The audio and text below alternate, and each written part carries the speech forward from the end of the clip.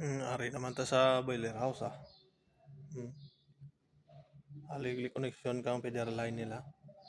Bali diri ma ano na ang feeds. Bali amo ning ka butong kang ano feeds pa kadto di. Mahulog diri sa plate nga pula niya. Ah, may spring hugger na sa loob sa sulod.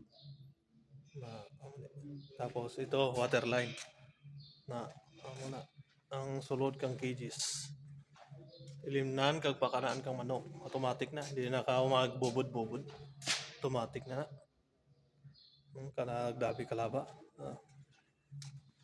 Gabi nga manok ni. Ang obrata diri sa Saudi ni, Saudi. Kumaya mo ni ka na sa Pinas ba goods bin pero dako man ni nga kapital. Pero goods bin. Fourth floor ni, tama taas. Ayan. Kita niyo. Yung may ceiling fan pa. Yan yung ano, boiler house kang diri sa Saudi. Automatic na ni.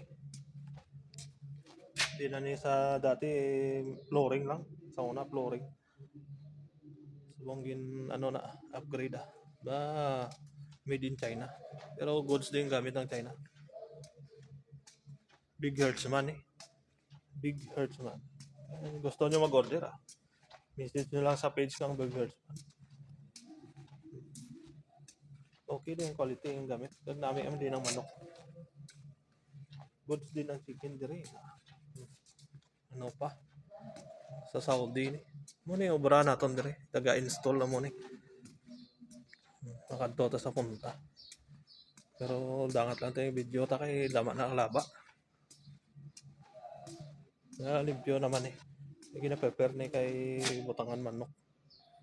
Makatao pang feeder line. Katukaan manok. Ready na ni. Filipino din to supervisor diri. Diri na lang video ta. Sunod naman nga video.